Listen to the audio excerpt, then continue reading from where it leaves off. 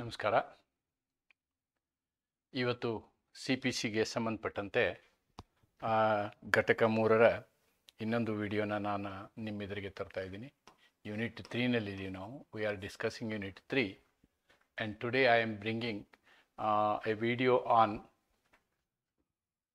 Order 18, very important order. ಅಂದರೆ ಈ ದಾವೆ ಪ್ರಕರಣಗಳಲ್ಲಿ ಅಥವಾ ನಾಗರಿಕ ದಾವೆ ಪ್ರಕರಣಗಳಲ್ಲಿ ಒಂದು ವಿಚಾರಣೆ ನಾಗರಿಕ ನ್ಯಾಯಾಲಯಗಳಲ್ಲಿ ಯಾವ ರೀತಿ ನಡೀತದೆ ಅಥವಾ ದಿವಾನಿ ನ್ಯಾಯಾಲಯಗಳಲ್ಲಿ ಯಾವ ರೀತಿ ನಡೀತದೆ ಅಂತಕ್ಕಂತಹ ಒಂದು ಸಂಕ್ಷಿಪ್ತವಾದಂತಹ ಒಂದು ವಿವರಣೆಯನ್ನು ನಿಮ್ಮ ಮುಂದೆ ತರ್ತೀನಿ. Examination of parties may be one of the questions for you in the exam. So you must know what are all the very important aspects of order 18 of schedule 1. CPCಯ ಅನುಸೂಚಿ 1ರಲ್ಲಿ 18ನೇ ಒಂದು ಆದೇಶ ಇದೆ. ಆದೇಶ ಏನನ್ನು ಹೇಳ್ತದೆ ನಮಗೆ ಅಂತಕ್ಕಂಥದ್ದು. ಆದರೆ ಈ ವಿಚಾರಣೆ ಅಂತೇನು ಹೇಳ್ತೀವಿ ನಾವು, ಈ ನಾಗರಿಕ ಅಥವಾ ದಿವಾನಿ ವ್ಯಾಜ್ಯಗಳ ವಿಚಾರಣೆ ಅಂತ ಏನು ಹೇಳ್ತೀವಿ, ವಿಚಾರಣೆಯಲ್ಲಿ ಈ ನಾಗರಿಕ ನ್ಯಾಯಾಲಯಗಳ ಅತಿ ಪ್ರಮುಖವಾದಂತಹ ಉದ್ದೇಶ ಏನಾಗಿರುತ್ತೆ ಅಂತಂದರೆ ಸತ್ಯವನ್ನು ಬಹಿರಂಗಪಡಿಸುವುದು. ಯಾವ ವಿಷಯದಲ್ಲಿ ವ್ಯಾಜ್ಯ ಇದೆಯೋ, ಎರಡೂ ಪಕ್ಷಗಳ ಮಧ್ಯ ಭಿನ್ನಾಭಿಪ್ರಾಯ ಇದೆಯೋ, ಅದನ್ನು ಯಾವುದು ಸರಿ ಯಾವುದು ತಪ್ಪು ಅಂತ ಹೇಳುವಂತಹ ಒಂದು ಪ್ರಕ್ರಿಯೆ. ಅಥವಾ ಯಾವುದೋ ಒಂದು ಕಾಂಟ್ರ್ಯಾಕ್ಟ್ನ ಡಿಸ್ಪ್ಯೂಟ್ ಆಗಿದೆ ಅಂತ ಇಟ್ಕೊಳ್ಳಿ, there is a breach of contract. Then where exactly that breach has happened, whether breach has happened, whether it is not happened, if happened, what is the solution. So all these things are part and parcel of the processes of the civil courts. So order 18 plays a very important role. Therefore now let us understand the salient features of order 18. ಆಜ್ಞೆ 18ರ ಇದರಲ್ಲಿ ಏನೇನು ನಡೀತದೆ ಅಂತಕ್ಕಂಥದ್ದನ್ನು ನಾವು ನೋಡುವುದಾದರೆ, ಇಲ್ಲಿ ಪ್ರತಿಯೊಂದು ಪಕ್ಷದ ಸಾಕ್ಷಿಗಳನ್ನು ಒಳಗೊಂಡಂತೆ ಪ್ರತಿಯೊಂದು ಪಕ್ಷದ ವಿಚಾರಣೆ ನಡೆಯೋದು ಒಂದು ಪ್ರಕ್ರಿಯೆ ಇದು. ಆರ್ಡರ್ 18 ನಮಗೇನು ಮಾಡುತ್ತೆ ಅಂತಂದರೆ ಮೀನಿಂಗ್ ಆಫ್ ಎಕ್ಸಾಮಿನೇಷನ್. ಅಂದರೆ ಇಲ್ಲಿ ನಾವು ಎಲ್ಲ ಪಕ್ಷಗಳನ್ನು, he may be a plaintiff, he may be a defendant or witness from plaintiff or witness from defendants, ಎಲ್ಲ ಸಾಕ್ಷಿಗಳನ್ನು ಮತ್ತು ಎಲ್ಲ ದಾಖಲೆಗಳನ್ನು ನೋಡುವಂತಹ ಒಂದು ಪ್ರಕ್ರಿಯೆ. Stages of hearing under order 18, examination of witnesses. ನೀವು ವಿಟ್ನೆಸ್ ಬಗ್ಗೆ ಸಂಬಂಧಪಟ್ಟಂತೆ ನಾವು ನಿಯಮ 4ರಿಂದ 16ರವರೆಗೆ ನೋಡ್ತೀವಿ ಹೇಗೆ ಅಂತೇಳಿ. ಆಮೇಲೆ ಇಲ್ಲಿ ನ್ಯಾಯಾಧೀಶರಿಗೂ ಪವರ್ ಇದೆ. The judge also has got power under evidence act. ಇವೆರಡನ್ನು ಒಟ್ಟಿಗೆ ನೋಡ್ಬೋದು. ಎವಿಡೆನ್ಸ್ ಆ್ಯಕ್ಟ್ನಲ್ಲಿ, ಅಂದರೆ evidence act is not part of CPC but related. ಅದರಲ್ಲಿ ಕೂಡ ಏನಾಗಿದೆ, ನ್ಯಾಯಾಧೀಶರಿಗೆ ನೇರವಾಗಿ ಪ್ರಶ್ನೆ ಕೇಳುವಂತಹ ಅಧಿಕಾರ ಇದೆ. ಈಗ ಏನಾಗ್ತದೆ, ಪ್ಲೇಂಟಿಫ್ನ ವಿಟ್ನೆಸ್ ಇದ್ದರೆ ಪ್ಲೇಂಟಿಫು ಅವ್ರನ್ನ ಎಕ್ಸಾಮಿನೇಷನ್ ಮಾಡ್ತಾನೆ, ಡಿಫೆಂಡೆಂಟ್ ಅವ್ರನ್ನ ಕ್ರಾಸ್ ಎಕ್ಸಾಮಿನೇಷನ್ ಮಾಡ್ತಾನೆ ಅಥವಾ ಪಾರ್ಟಿ ಸವಾಲ್ ಮಾಡ್ತಾನೆ. ಇದು ಪ್ರೊಸೆಸ್. ಅಲ್ಲದೇನೆ ಜಡ್ಜ್ಗೂ ಏನಾದ್ರು ಕೇಳಬೇಕನ್ಸಿದ್ರೆ ಅವನಿಗೂ ಕೇಳುವ, ಜಡ್ಜ್ಗಳಿಗೂ ಅಥವಾ ನ್ಯಾಯಾಧೀಶರಿಗೂ ಕೇಳುವಂತಹ ಅಧಿಕಾರ ಇದೆ ಅನ್ನೋದನ್ನು ನಾವಿಲ್ಲಿ ಗಮನಿಸಬೇಕು. ಆಮೇಲೆ ಯಾರು ಪ್ರಾರಂಭ ಮಾಡಬೇಕು, who has to begin the process ಅನ್ನುವಂಥದ್ದನ್ನು ನಾವು ನೋಡ್ತೀವಿ. ದೆನ್ ಕೆಲವೊಮ್ಮೆ ಸಾಕ್ಷಿಗಳನ್ನು ಮತ್ತೆ ವಾಪಸ್ ಕರೆಸ್ಬೇಕಾಗ್ತದೆ, ಪುನಃ ಕರೆಯೋದು, ಸಾಕ್ಷಿಗಳನ್ನು ಪುನಃ ಕರೆಯೋದು, ರಿಕಾಲಿಂಗ್ ಆಫ್ ದಿ ವಿಟ್ನೆಸಸ್. ಆಮೇಲೆ ದಾಖಲಾತಿಗಳನ್ನು ಏನೇನು ಅಲ್ಲಿ ಸತ್ಯ ಹೊರಬರ್ತದೆ ಅವೆಲ್ಲವುಗಳನ್ನು ದಾಖಲೆಗೊಳಿಸೋದು, ಅಧಿಕೃತಗೊಳಿಸೋದು, ಟೇಕಿಂಗ್ ಆನ್ ರೆಕಾರ್ಡ್ ಅಂತಾರೆ. ಆಮೇಲೆ 1-2 ಕೇಸ್ ಲಾಗಳನ್ನು ನಾವು ನೋಡೋಣ. So this is how I am trying to explain you the concept of order 18. 18 order 18ಅನ್ನು ಈ ರೀತಿಯಾಗಿ ನಾವು ನೋಡುವವರಿದ್ದೇವೆ. ಮೊದಲನೇದು, ವಾಟ್ ಈಸ್ ಆರ್ಡರ್ 18, ಏನು ಪರ್ಪಸ್, ಅದರದ್ದೊಂದು ಬ್ರೀಫ್ ಏನಾದ್ರು ಕೊಡೋದಾದ್ರೆ ನಾವು, order 18 of the civil procedure code deals with hearing of witnesses. Hearing the shoot ಅಂತ ಹೇಳ್ತಾರೆ. ಏನು ದಾವೆಯನ್ನ ಸುನಾವಣೆ ಮಾಡುವುದು, ದಾವೆಯ ಸುನಾವಣೆ.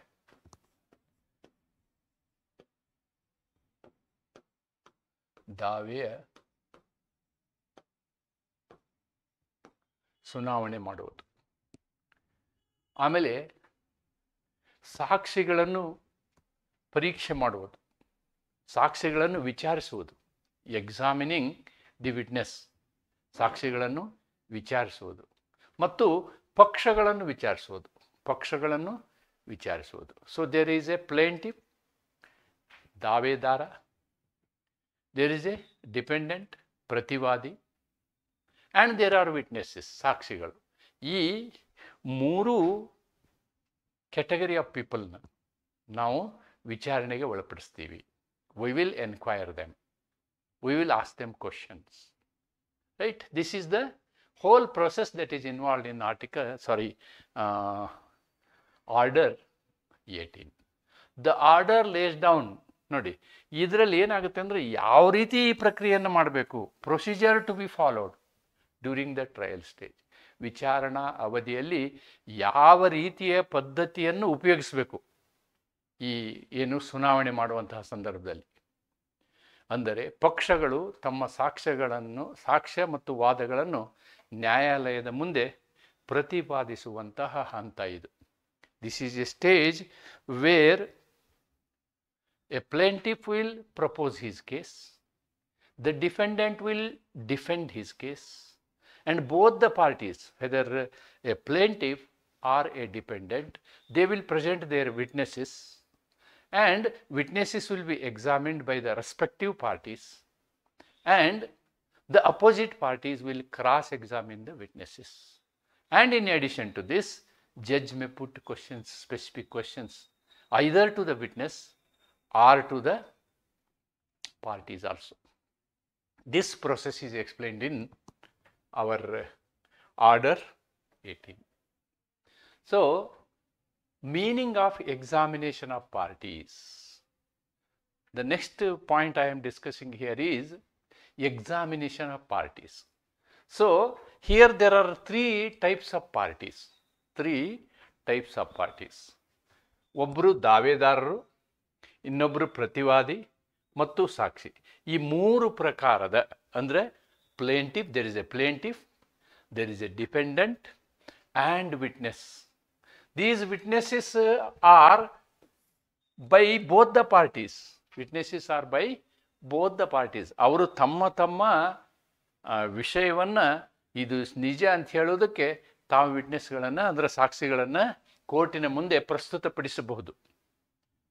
They have got the rights both for the plaintiff and the defendant to present their witnesses in support of their claims. Examination of parties means oral examination, ಮೌಖಿಕ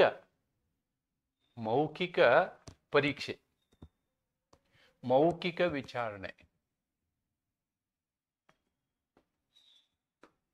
ಮೌಖಿಕ ವಿಚಾರಣೆ.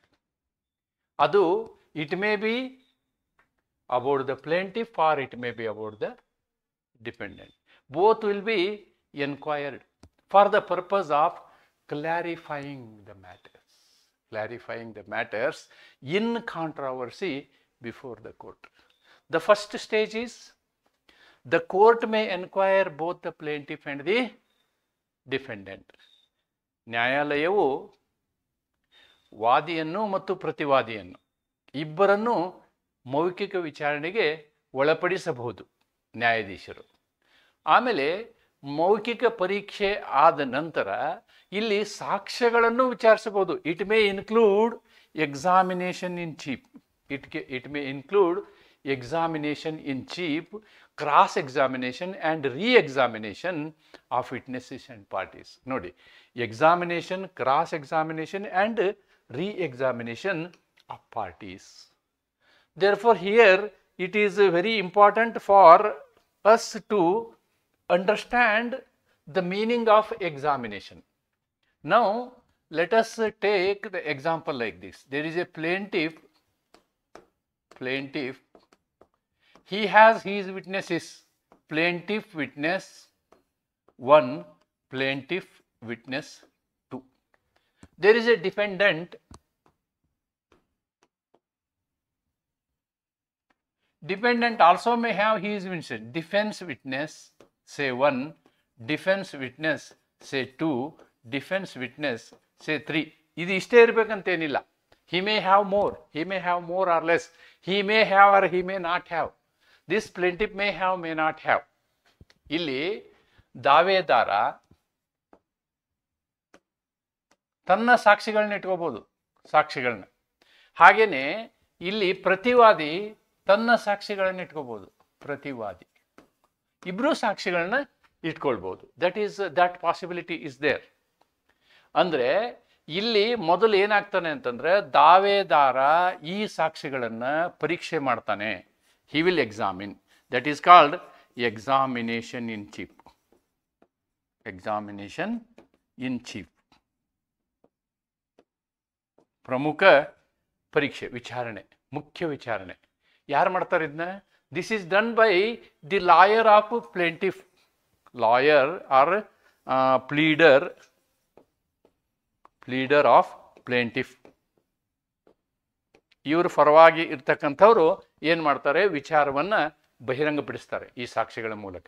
ಆವಾಗ ಇದಕ್ಕೆ ನಾವೇನಿರ್ತೀವಿ? Examination in chief ಅಂತೀವಿ. ಅದೇ ತೆರನಾಗಿ ಇವರ lawyer or plaintiff, lawyer or pleader, ಇವರು ಏನು ಮಾಡ್ತಾರೆ? ಇವರ ವಿಟ್ನೆಸ್ಗಳನ್ನು ಪರೀಕ್ಷೆ ಮಾಡೋದನ್ನ ಇದಕ್ಕೂ ಎಕ್ಸಾಮಿನೇಷನ್ ಇನ್ ಚೀಫ್ ಅಂತ ಹೇಳ್ತೀವಿ ನಾವು. In chief. ಇವರು ತಮ್ಮ ಸಾಕ್ಷಿಗಳನ್ನು ತಾವು ವಿಚಾರ ಮಾಡ್ತಾರೆ. This is first step.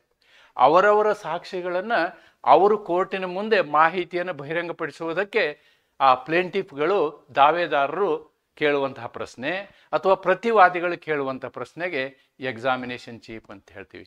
ಇಬ್ಬರಲ್ಲೂ examination in chief ಇರುತ್ತೆ. ಆಮೇಲೆ ಏನಾಗುತ್ತೆ ಅಂತಂದ್ರೆ PW1 ಎಕ್ಸಾಮಿನೇಷನ್ ಇನ್ ಚೀಫ್ ಮಾಡಿದ ಮೇಲೆ ಈ ಲಾಯರ್ ಫ್ರಮ್ ಡಿಫೆಂಡೆಂಟ್ ಇವರು ಏನು ಮಾಡ್ತಾರೆ? ಹಿ will examine PW1. This is called cross examination. This is called cross examination. Party ಸವಾಲು ನೋಡಿ. ಆವಾಗ ಒಬ್ಬ ಇವನು ಇದೇ ಥರ ಈ PW1 ಇವ್ರ ಪರವಾಗಿ ಸಾಕ್ಷಿ ಹೇಳ್ತಾನೆ, ಇವ್ರ ಲಾಯರು ಕೇಳ್ತಾರೆ, ಅದೆಲ್ಲ ಉತ್ತರ ಹೇಳ್ತಾರೆ. ಆಮೇಲೆ ಏನಾಗ್ತಾರೆ? ತಕ್ಷಣವೇ ಅಪೋಸಿಟ್ ಲಾಯರ್, ಡಿಫೆಂಡೆಂಟ್ನ ಅಥವಾ ಪ್ರತಿವಾದಿಯ ವಕೀಲರು ಏನು ಮಾಡ್ತಾರೆ? ಅವ್ರ ಪ್ರಶ್ನೆ ಕೇಳಕ್ಕೆ ಶುರು ಮಾಡ್ತಾರೆ. ಪ್ರತಿವಾದಿಯ ವಕೀಲರು ದಾವೇದಾರನ ಸಾಕ್ಷಿಗಳನ್ನು ಪ್ರಶ್ನೆ ಕೇಳುವ ಒಂದು ಪ್ರಕ್ರಿಯೆಯನ್ನು ನಾವು ಕ್ರಾಸ್ ಎಕ್ಸಾಮಿನೇಷನ್ ಅಂತ ಹೇಳ್ತೀವಿ. This is called cross examination. So PW1 is examined first. PW1 is examined. Then PW1 is cross-examined. Then what happens is, now there may be a situation where after PW1 is deposed to cross-examination, he may reveal some more information. Then again, the lawyer of plaintiff may re-examine him. The third stage is re-exam. ಏನಾದರೂ ಅವರು ಎಡವಟ್ ಮಾಡಿದ್ದ ಅಂತಂದ್ರೆ ಅದನ್ನು clarify ಮಾಡೋಕ್ಕೆ ಮತ್ತೆ ಈ ಲಾಯರ್ಗಳು ಪ್ರಶ್ನೆ ಕೇಳ್ಬೋದು. That is called re-examination. Examination, cross-examination, re-examination. And also, judge may also ask the question as per Evidence Acts. The judge may also ask question. ನಾನು PW1ಗೆ ಏನು ಹೇಳಿದ್ದೀನಿ? ಈ ಪ್ರಕ್ರಿಯೆ ಎಲ್ಲರಿಗೂ ನಡೆಯುತ್ತೆ. ಉದಾಹರಣೆಗೆ ಈ DW1 first examination in chief ಮಾಡಿದ ಮೇಲೆ ಇವನನ್ನು ಈ lawyer of plaintiff can do cross examination. ಅವರು ಕ್ರಾಸ್ ಎಕ್ಸಾಮಿನೇಷನ್ ಮಾಡ್ಬೋದು. This whole process I think in administrative law also this is taught in detail. Examination, re-examination and cross examination ಅಂದ್ರೆ ಏನು ಅನ್ನೋದನ್ನು ನಾನು ನಿಮಗೆ ಒಂದು ಬ್ರೀಫ್ ಮಾಹಿತಿಯನ್ನು ಕೊಟ್ಟಿದ್ದೀನಿ. So that is done here. Meaning of examination of parties ಅಂದರೆ ಏನು ಅನ್ನೋದನ್ನು ನಾವು ನೋಡೋದಾದರೆ, ಈ ಮೂವರ ಪರೀಕ್ಷೆ ಮಾಡೋದು. ಆ ಪರೀಕ್ಷೆಗಳಲ್ಲಿ ಎಕ್ಸಾಮಿನೇಷನ್ ಇನ್ ಚೀಫ್ ಇರುತ್ತೆ, ಕ್ರಾಸ್ ಎಕ್ಸಾಮಿನೇಷನ್ ಇರುತ್ತೆ, ರೀ ಎಕ್ಸಾಮಿನೇಷನ್ ಇರುತ್ತೆ. ಅಂದರೆ ಮೂಲ ವಿಚಾರಣೆ, ಪಾಟಿ ಸವಾಲು ಮತ್ತು ಮರು ಸವಾಲು. ಸವಾಲು, ಪಾಟಿ ಸವಾಲು, ಮರು ಸವಾಲು ಅಂತ ಹೇಳ್ಬೋದು. ಸೊ 3 ಪ್ರಕ್ರಿಯೆಗಳು ನಡೀತವೆ. ಸವಾಲು, ಇದನ್ನ ಯಾರು ವಿಟ್ನೆಸ್ ತಂದಿರ್ತಾರೋ ಅವ್ರು ಮಾಡ್ತಾರೆ, ಯಾರು ವಿಟ್ನೆಸ್ ತೊಗೊಂಬಂದಿರ್ತಾರೋ ಅವ್ರು ಮಾಡ್ತಾರೆ. ಇದು ಪ್ಲೇಂಟಿಫ್ ಇರ್ಬೋದು, ಡಿಫೆಂಡೆಂಟ್ ಇರ್ಬೋದು. ಪಾಟಿ ಸವಾಲು, ಪಾಟಿ ಸವಾಲು, ಪಾಟಿ ಸವಾಲಿನಲ್ಲಿ ಏನಾಗುತ್ತೆ ಅಂತಂದರೆ, ಪಾಟಿ ಸವಾಲು ಇದನ್ನು ಅಪೋಸಿಟ್ ಪಾರ್ಟಿ ಮಾಡ್ತಾರೆ, ಅಪೋಸಿಟ್ ಪಾರ್ಟಿ. ಆಮೇಲೆ ಮರು ಸವಾಲು, ಈ ಅಪೋಸಿಟ್ ಪಾರ್ಟಿ ಮಾಡಿದ ಮೇಲೆ ಏನಾದರೂ ಇನ್ನೂ ಅದಕ್ಕೆ ಬೆಳಕು ಚೆಲ್ಲಬೇಕು ಅಂತಂದರೆ ಮತ್ತೆ ಆ ಯಾರು ವಿಟ್ನೆಸ್ ತಂದಿರ್ತಾರೋ ಅವ್ರ ಮರು ಸವಾಲನ್ನು ಮಾಡ್ಬೋದು. This concept happens as per order 18. Stages of hearing ಅಂದರೆ ಈ ಸುನಾವಣೆ ಯಾವ ರೀತಿ ನಡೀತದೆ, ವಿಚಾರಣೆ ಅಥವಾ ಸುನಾವಣೆ, ಈ ವಿಚಾರಣೆ ಅಥವಾ ಸುನಾವಣೆ ಯಾವ ರೀತಿ ನಡೀತದೆ, ಅದರ ಹಂತಗಳು ಏನಾಗುತ್ತೆ ಅಂತಂದರೆ, ಯಾರೋ ಒಬ್ಬರು ಪ್ರಾರಂಭ ಮಾಡಬೇಕು. ನಾನು ಕೋರ್ಟ್ಗೆ ಹೋಗಿರ್ತೀನಿ ಪ್ಲೇಂಟಿಫ್ ಆಗಿ. As a plaintiff I have gone to the court. Therefore ನಾನು ನನ್ನ ಹೇಳಿಕೆಯನ್ನು ಸಾಧಿಸುವುದಕ್ಕೋಸ್ಕರ ಅಥವಾ ಅದನ್ನು ಪ್ರೂವ್ ಮಾಡೋದಕ್ಕೋಸ್ಕರ ನಾನು ಪ್ರಾರಂಭ ಮಾಡ್ತೀನಿ. That is rule to begin ಅಂತಾರೆ ಅದಕ್ಕೆ, rule to begin. Again in this I would like to tell you one very important concept. See, there are criminal and civil cases. Criminal and civil cases. See here, in criminal cases, the burden of proof ಅಂತೀವಿ ನಾವು. Proof is always on prosecution ಅಥವಾ state. ದಂಡನೀಯ ಅಪರಾಧದ ವಿಷಯದಲ್ಲಿ ಯಾವಾಗಲೂ ಆ ಒಂದು ವಿಷಯವನ್ನು ಸತ್ಯ ಎಂದು ಸಾಧಿಸುವ ಜವಾಬ್ದಾರಿ ಕೇವಲ ರಾಜ್ಯದ ಮೇಲಿರ್ತದೆ. It is only on the state. Where in civil matters it is not like that. Basically on plaintiff. ಸಾಮಾನ್ಯವಾಗಿ ಇದು ದಾವೇದಾರ ಪ್ರೂವ್ ಮಾಡಬೇಕಾಗತ್ತೆ. ಸಿವಿಲ್ ಮ್ಯಾಟರ್ಸಲ್ಲಿ ಸತ್ಯವನ್ನು ಸಾಧಿಸೋದು, ಇದು ಸತ್ಯ ಅಂತ ಹೇಳಿ ಸಾಧಿಸೋದು ಅಥವಾ ತನ್ನ ವಿಷಯ ಸರಿ ಅಂತೇಳಿ ಸಾಬೀತುಪಡಿಸುವಂತಹ ಒಂದು ಜವಾಬ್ದಾರಿ ಜನರಲಿ ಪ್ಲೇಂಟಿಫ್ ಮೇಲಿರುತ್ತೆ. ಆದರೆ it may shift from plaintiff to defendant to plaintiff. Sometimes ಇದು ಶಿಫ್ಟ್ ಆಗ್ಬೋದು. It may shift to defendant also. ಇಲ್ಲಿ ಡಿಪೆಂಡ್ಸ್ ಆನ್ ದ ಸರ್ಕಮ್ಸ್ಟೆನ್ಸಸ್. ಆ ಪರಿಸ್ಥಿತಿಯ ಮೇಲೆ ಅವಲಂಬಿತ ಆಗುತ್ತೆ. ಒಮ್ಮೆ ಅದು ದಾವೇದಾರನ ಮೇಲೆ ಬರ್ಬೋದು, ಇನ್ನೊಮ್ಮೆ ಪ್ರತಿಪಕ್ಷಗಾರನ ಮೇಲೆ ಬರ್ಬೋದು. ಆ ರೀತಿ ಶಿಫ್ಟ್ ಆಗ್ತಾ ಇರ್ತದೆ. But in criminal case it is only the proof is to be done by the state only. ನಿರಪರಾಧಿ ಎಂದು ಅಕ್ಯೂಸ್ಡ್ ಇರ್ತಾನಲ್ವಾ, ಅಪರಾಧಿ ಅಕ್ಯೂಸ್ಡ್,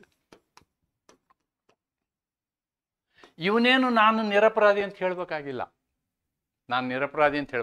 ಕೋರ್ಟ್ ಏನು ಮಾಡುತ್ತೆ, always thinks that he is innocent.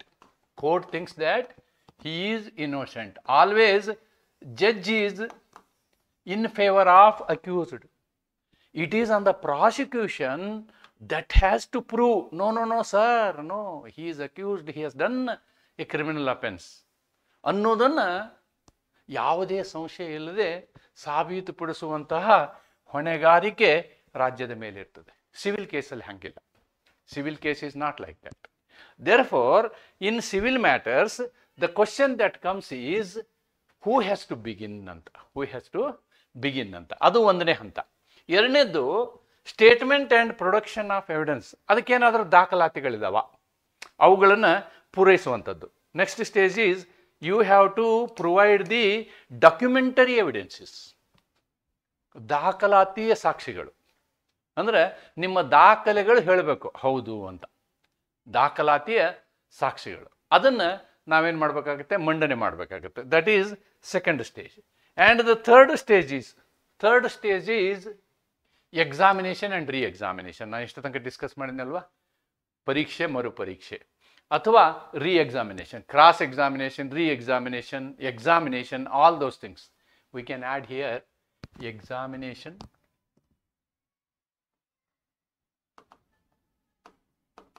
comma cross examination and re-examination.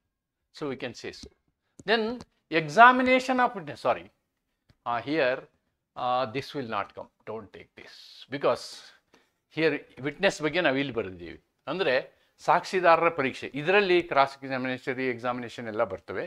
Then arguments and judgments. Finally ವಾದ ವಿವಾದಗಳು ನಡೀತದೆ. ಆ lawyer ಈ ಲಾಯರ್ ಮಧ್ಯೆ ವಾದ ವಿವಾದಗಳು ನಡೆದು ಕೊನೆಗೆ ಏನಾಗುತ್ತೆ, it will lead to judgment.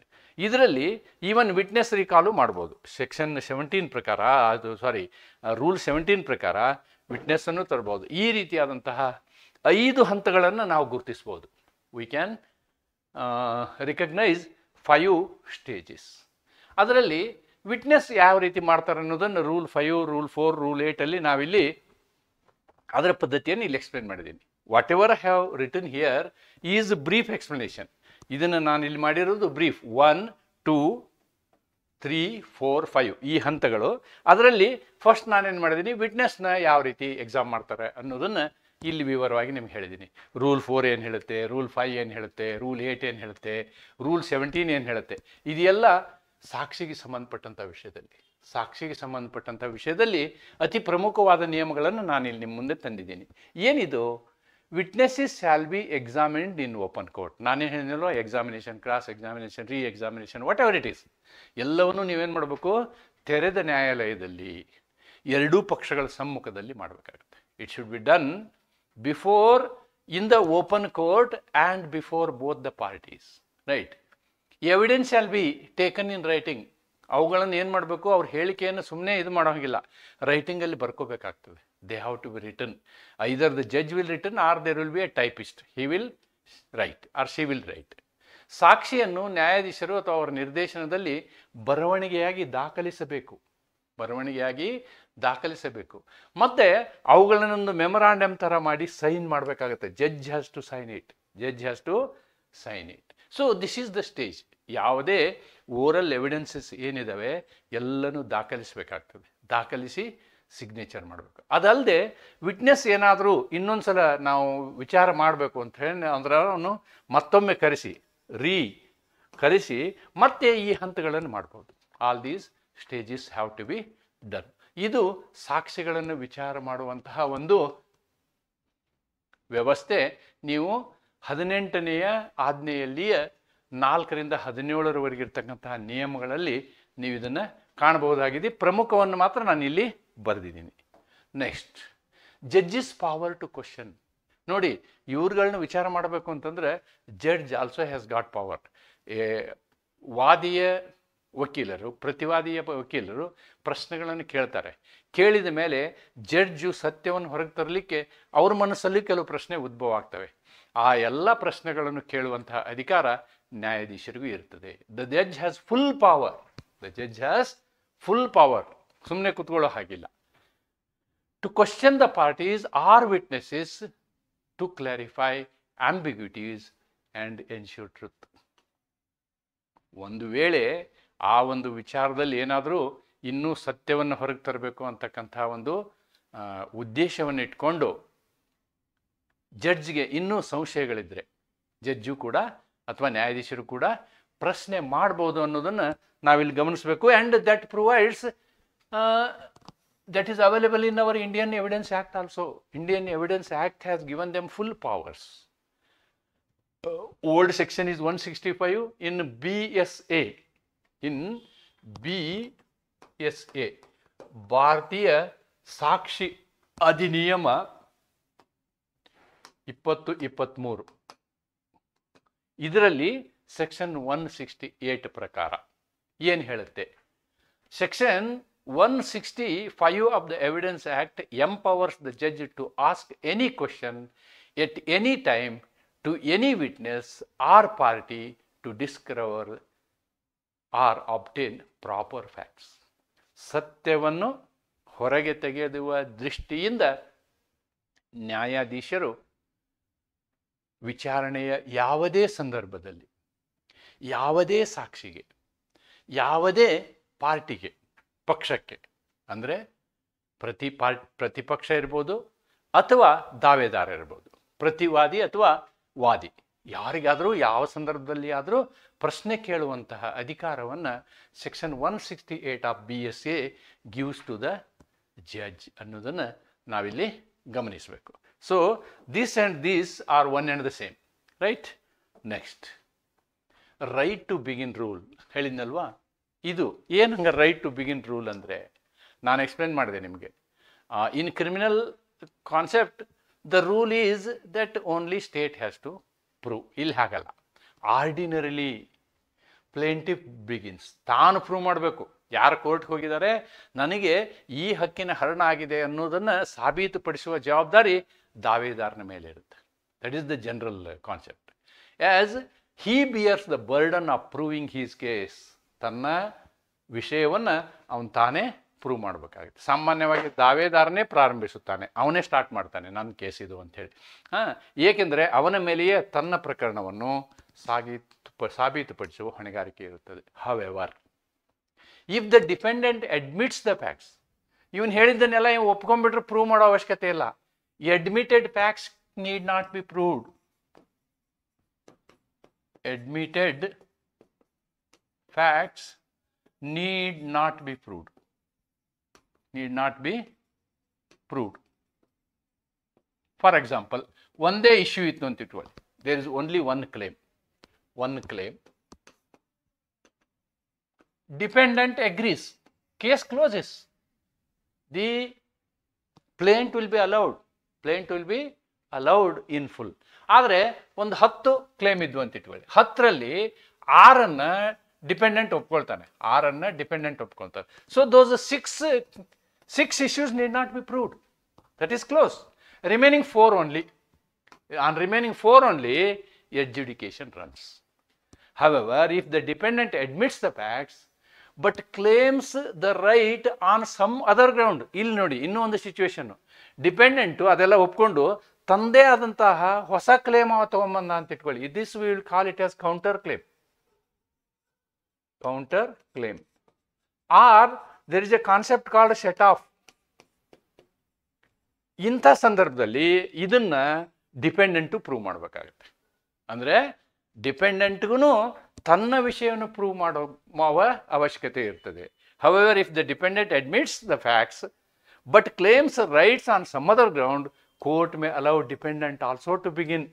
ಆವಾಗ ಅವನು ತನ್ನ ವಾದವನ್ನು ಹೇಳಲಿಕ್ಕೆ ಕೋರ್ಟು ಏನು ಮಾಡಬೇಕು, ಪ್ರತಿವಾದಿಗೂ ಅವಕಾಶವನ್ನು ಕೊಡುವ ಒಂದು ಜವಾಬ್ದಾರಿ ಕೋರ್ಟಿಗಿದೆ. ಆದರೆ ಪ್ರತಿವಾದಿ ವಿವರಗಳನ್ನು ಒಪ್ಪಿಕೊಂಡು ಬೇರೆ ಕಾರಣದ ಮೇಲೆ ಹಕ್ಕುಗಳನ್ನು ಕೇಳಿದರೆ, if he is asking some other rights, then he must also be given permission to argue according to rule 1 of order 18. Rule 1 of order 18. Right? So next, recall of witnesses 17.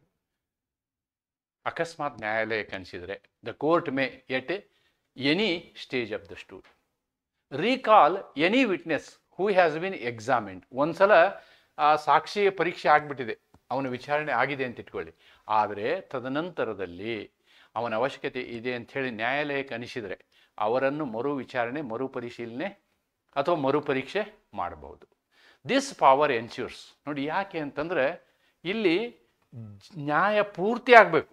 Completeness of evidence, ಆಧಾರಗಳು, ಸಾಕ್ಷ್ಯಾಧಾರಗಳು ಸಂಪೂರ್ಣವಾಗಿ ತಮ್ಮ ವಿಚಾರಗಳನ್ನು ಬಯಲಿಗೆ ತರಬೇಕು. ಆದ್ದರಿಂದ recalling provision is there in rule 17 of order 18. Order 18ನ 17ನೇ ರೂಲ್ನಲ್ಲಿ 18 is the last, 17 is this, right? Then recording of evidence, ಸಾಕ್ಷಿಗಳನ್ನು ದಾಖಲೆ ಮಾಡೋದು, ರೆಕಾರ್ಡ್ ಮೇಲೆ ತರೋದು. ಸಾಕ್ಷಿಗಳನ್ನು ದಾಖಲೆ ಮಾಡೋದು. Evidence must be recorded in the language of the court. ಯಾವ ನ್ಯಾಯಾಲಯದಲ್ಲಿ ಯಾವ ಭಾಷೆಯಲ್ಲಿ ನ್ಯಾಯಿಕ ಪ್ರಕ್ರಿಯೆ ನಡೀತದೋ ಆ ಭಾಷೆಯಲ್ಲಿ ಏನು ಮಾಡಬೇಕು, ನಾವು ಎಲ್ಲ ಎವಿಡೆನ್ಸ್ಗಳನ್ನು, ಸಾಕ್ಷಿಗಳನ್ನು, ಉಳಿದ ದಾಖಲಾತಿಗಳನ್ನು ಎಲ್ಲನೂ ರೆಕಾರ್ಡಿಗೆ ತಗೊಳ್ಬೇಕು. We have to take them on record. ಸಾಕ್ಷಿಯನ್ನು ನ್ಯಾಯಾಲಯದ ಭಾಷೆಯಲ್ಲಿ ದಾಖಲಿಸಿ ಅವ್ರು ಹೇಳಿದ್ದನ್ನೆಲ್ಲ ಬರಿಬೇಕು. ಬರೆದು ನ್ಯಾಯಾಧೀಶರು ಅದಕ್ಕೆ ಸಹಿ ಮಾಡಬೇಕು. Memorandum of evidences. If evidences is taken down by the commissioner.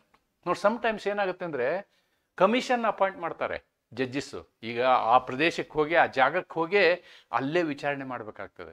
There four judges have the power to appoint commissions. ಆ ಕಮಿಷನ್ಸು ಅಲ್ಲಿ ಹೋಗಿ ಅಲ್ಲಿ ಸಾಕ್ಷ್ಯಗಳನ್ನು ಕಲೆಕ್ಟ್ ಮಾಡ್ಬೋದು. His report forms part of the record. His report ಅದು ಕೂಡ ಒಂದು ದಾಖಲೆ ಆಗುತ್ತೆ. It is also evidence. Commission ಆಯುಕ್ತರು, ಇಲ್ಲಿ ಆಯುಕ್ತರು ಅಂದರೆ ಮುನ್ಸಿಪಲ್ ಕಮಿಷನರ್ ಅಲ್ಲ. ಕೋರ್ಟು ಕೆಲವು ಸಂದರ್ಭಗಳಲ್ಲಿ ಹೊರಗಡೆ ಹೋಗಿ ದಾಖಲೆಯನ್ನು ಸಂಗ್ರಹಿಸುವಂತಹ, ಸಾಕ್ಷಿಗಳನ್ನು ಕೇಳಿಕೊಳ್ಳುವಂತಹ ಪರಿಸ್ಥಿತಿ ಬರ್ತದೆ. ಫಾರ್ ಎಕ್ಸಾಂಪಲ್, ಒಬ್ಬ ವ್ಯಕ್ತಿ ಇರ್ತಾನೆ, ಅವನು ಅನಾರೋಗ್ಯದಿಂದ ಎದ್ದು ಬರಲಿಕ್ಕೆ ಸಾಧ್ಯ ಇಲ್ಲ. Then court will go to him and take the evidence. That is called appointing of commission. ಒಬ್ಬ responsible officer, may be even a prominent lawyer may be appointed as a commissioner. Okay, so that person will go and collect the evidences. So ಅವದು ಕೂಡ ದಾಖಲೆಯ ಒಂದು ಭಾಗ, right? So ಇದಕ್ಕೆ ಸಂಬಂಧಪಟ್ಟಂತೆ ಒಂದು 2 ಕೇಸ್ಗಳನ್ನು ನಾವು ನೋಡೋದಾದರೆ, ಈ Velusamy versus Palaniswami, Veluswamy versus Palaniswami ಪ್ರಕರಣ ಲೇಟೆಸ್ಟ್ ಪ್ರಕರಣ. ಇದರಲ್ಲಿ ನೋಡಿ, the supreme court held that rule 17 gives discretion, ವಿವೇಚನಾಧಿಕಾರ to the court to recall witness but not to reopen evidence at will. ನೋಡಿ, ರೀಕಾಲ್ ಮಾಡೋದಕ್ಕೆ ಅವಕಾಶ ಇದೆ, ಆದರೆ ಆ ಎವಿಡೆನ್ಸ್ ಇಶ್ಯೂನ ಮತ್ತೊಮ್ಮೆ ರೀಓಪನ್ ಮಾಡೋದಲ್ಲ. ಅದಕ್ಕೆ ಆ ಸಾಕ್ಷಿ ಏನಿದೆ ಅದು ಹೆಚ್ಚಿನ ವಿವರವನ್ನು ಕೊಡಲಿ ಅನ್ನೋದಕ್ಕೆ, ಅದಕ್ಕೆ ನಾವು ಮಾಡ್ತೀವಿ ಅಂತಕ್ಕಂಥದ್ದು. Then Salem advocate bar association versus union of India. ಇದರಲ್ಲಿ clarified that recording of evidence by commissioner is valid. ನೋಡಿ, ನಾನೀಗ ಕಮಿಷನರ್ ಬಗ್ಗೆ ಮಾತಾಡಿನಲ್ವಾ, ಅದು ಕೂಡ ಒಂದು ಏನು ಯೋಗ್ಯವಾದ, ಮಾನ್ಯವಾದ ದಾಖಲೆ ಅಂಥೇಳಿ ಈ ಪ್ರಕರಣದಲ್ಲಿ ಹೇಳ್ತಾರೆ. ಅಂದರೆ ಇಲ್ಲೆಲ್ಲ ಅದು ಕೋರ್ಟಲ್ಲಿ ನಡೆದಿಲ್ಲ, ಅದನ್ನು ಮಾನ್ಯ ಮಾಡೋಕ್ಕಾಗಲ್ಲ ಅಂತ ಹೇಳೋಕ್ಕಾಗಲ್ಲ. Once the court appoints a commissioner, whatever the documents he brings, that is to be treated as a valid document, evidence. ಆದರೆ ಇದ್ರ ಮೇಲೆ ನೀವು ಒಂದೇ ಏನು ಪ್ರೂವ್ ಮಾಡ್ಬೋದು, ಆ ಕಮಿಷನರು ಬಯಾಸ್ಡಾಗಿ ಆ್ಯಕ್ಟ್ ಮಾಡಿದ್ದಾನೆ, ಫ್ರಾಡುಲೆಂಟ್ಲಿ ಆ್ಯಕ್ಟ್ ಮಾಡಿದ್ದಾನೆ ಅನ್ನುವಂಥ ಸ್ಟ್ಯಾಂಡ್ ಒಂದು ತೊಗೋಬೋದು. ಅದನ್ನು ನೀವು ಪ್ರೂವ್ ಮಾಡಬೇಕಾಗತ್ತೆ. Otherwise commissioner's report is a valid document ಅನ್ನೋದನ್ನು ನಾವಿಲ್ಲಿ ಗಮನಿಸಬೇಕು. Therefore to conclude this concept, we can look at Order 18 of CPC ensures systematic and fair procedure for hearing and examination of parties and witnesses. ನೋಡಿ, ಈ 18 ನಮಗೇನು ಒದಗಿಸಿಕೊಡ್ತದೆ ಅಂತಂದರೆ, ನ್ಯಾಯಯೋಚಿತವಾಗಿ ಒಂದು ವ್ಯವಸ್ಥಿತ ರೀತಿಯಲ್ಲಿ ನಾವೇನು ಮಾಡ್ತೀವಿ, ವಿಚಾರಣೆಯನ್ನು ಹೇಗೆ ನಡೆಸಬೇಕು ಅನ್ನೋದನ್ನು ಈ ಆಜ್ಞೆ 18 ನಮಗೆ ಹೇಳಿಕೊಡ್ತದೆ. CPCಯ ಆದೇಶ 18 ಪಕ್ಷ ಹಾಗೂ ಸಾಕ್ಷಿದಾರರ, ಪಕ್ಷ ಅಂದರೆ ಇಲ್ಲಿ ದಾವೇದಾರ ಮತ್ತು ಪ್ರತಿವಾದಿ ಅಥವಾ ವಾದಿ ಮತ್ತು ಪ್ರತಿವಾದಿ, ವಿಚಾರಣೆ ಮತ್ತು ಪರೀಕ್ಷೆಗೆ ಸರಿಯಾದ ಮತ್ತು ನ್ಯಾಯಸಮ್ಮತ ವಿಧಾನವನ್ನು ಖಚಿತಪಡಿಸುತ್ತದೆ. Therefore order 18 is very important. ನಾನು ನಿಮಗೆ ಅಡ್ವೈಸ್ ಮಾಡೋದು, CPCನ ಆರ್ಡರ್ 18 ಒಂದ್ಸಲ ನೀವು ಸಂಪೂರ್ಣವಾಗಿ ಓದಬೇಕು. ನಾನು ಎಲ್ಲ ನಿಯಮಗಳನ್ನು ಇಲ್ಲಿ ನಿಮ್ಮ ಮುಂದೆ ತಂದಿಲ್ಲ, 1 ರಿಂದ 18 ನಿಯಮಗಳಿದ್ದಾವೆ, but I have important only I have recorded it. It is a vital part of trial, ensuring that justice is not only done but seen to be done. ನೋಡಿ, a very important dialogue. Everywhere it is used. We use it in administrative law. We use it in constitutional law. Justice is not only to be done. ಮಾಡಿದಂತಹ ನ್ಯಾಯ ಹೆಂಗಿರಬೇಕು ಅಂತಂದರೆ, ನ್ಯಾಯ ಒದಗಿಸಲಾಗಿದೆ ಅನ್ನುವ ಥರ ಅದು ಕಾಣಬೇಕು. ನ್ಯಾಯ ಇರಬೇಕು, ಅದು ಬರೀ ಸುಮ್ಮನೆ ಒಂದು ಸೆಂಟೆನ್ಸಲ್ಲಿ ಇರಬಾರ್ದು. ಎಲ್ಲ ಪ್ರೊಸೆಸ್ಗಳು ಸರಿಯಾದ ರೀತಿಯಲ್ಲೇ ನಡಿಬೇಕು. So if at all a trial is to happen, trial has to happen strictly according to strictly according to order 18 order 18 ಪ್ರಕಾರನ ಆ ಒಂದು ಪ್ರಕ್ರಿಯೆ ನಡೀಬೇಕು. ಯಾವುದೇ ವಯಲೇಷನನ್ನು ಮಾಡಕೂಡದು. ಇದು ವಿಚಾರಣೆಯ ಪ್ರಮುಖ ಭಾಗವಾಗಿದ್ದು, ನ್ಯಾಯ ಕೇವಲ ಮಾಡಲ್ಪಡುವುದಲ್ಲ, ಅದು ಕಾಣಿಸಿಕೊಳ್ಳುವುದು. ನ್ಯಾಯ ಒದಗಿಸಲಾಗಿದೆ ಎಂದು ಮೇಲ್ನೋಟಕ್ಕೂ ಕೂಡ ನಮಗೆ ಕಾಣಿಸ್ಬೇಕು ಅಂತಕ್ಕಂಥದ್ದು ಈ ಒಂದು ನ್ಯಾಯಿಕ ಪ್ರಕ್ರಿಯೆಯ ಒಂದು ತತ್ವ. Right? The justice is not only to be done, it must be expressed in such a way that justice is really done. That is the responsibility of our courts. ಅಂತ ಹೇಳ್ತಾ ಇವತ್ತಿನ ಈ ಒಂದು ವಿಡಿಯೋನ ಇಲ್ಲಿಗೆ ಮುಕ್ತಾಯ ಮಾಡ್ತೀನಿ. ನಮಸ್ಕಾರ.